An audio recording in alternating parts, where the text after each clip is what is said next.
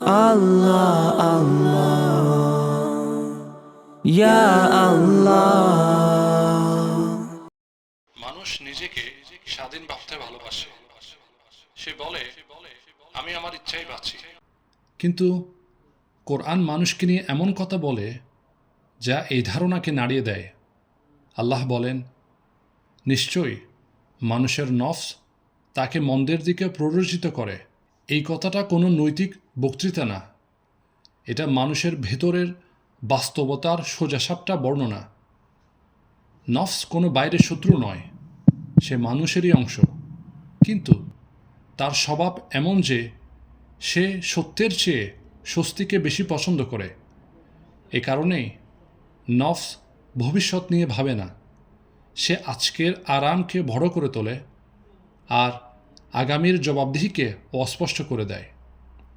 রসুল্লাহ সাল্লাল্লাহু আলাইহি ওয়াসাল্লাম এক হাদিসে বলেন, বুদ্ধিমান সেই ব্যক্তি যে নিজের নফসকে নিয়ন্ত্রণ করে এবং মৃত্যুর পরের জীবনের জন্য কাজ করে, আর অক্ষম সেই ব্যক্তি যে নিজের নফসের অনুসরণ করে অথচ আল্লাহর কাছে আশা পোষণ করে।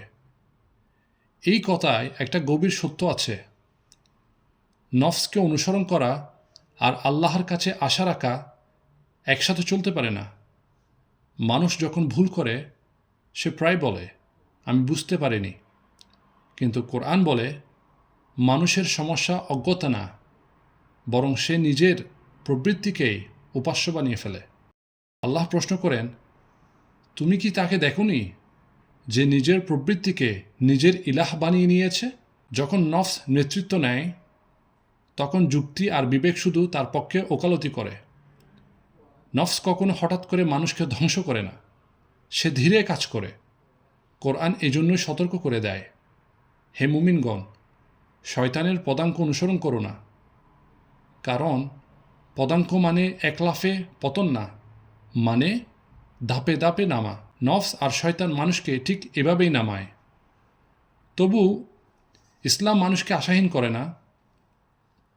কোরআন নফসের এমন এক অবস্থার কথাও বলে যেখানে আল্লাহ নিজেই তাকে সম্বোধন করেন, হে প্রশান্ত নফস, তুমি তোমার রবের দিকে ফিরে এসো সন্তুষ্ট ও সন্তোষজনক অবস্থায়।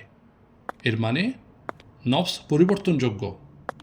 যে নফস আজ টানে সে নফসই একদিন শান্ত হতে পারে, কিন্তু এই শান্তি বিনামূল্যে আসে না। রসুল সাল্লাল্লাহু আলাইহি ওয়াসাল্লাম বলেছেন, জান্নাত কঠিন বিষয় দিয়ে ঘেরা আর জাহান্নাম ঘেরা প্রবৃত্তির আকর্ষণ দিয়ে। এই হাদিস মানুষকে বলে দেয়, নফস যেদিকে ডাকবে সেদিকেই পতন সহজ হবে, আর আত্মসংযমের পথ সবসময় কষ্টসাধ্য। ইসলাম নফসকে ধ্বংস করতে বলেনি, কারণ নফস ছাড়া মানুষ জীবিত না।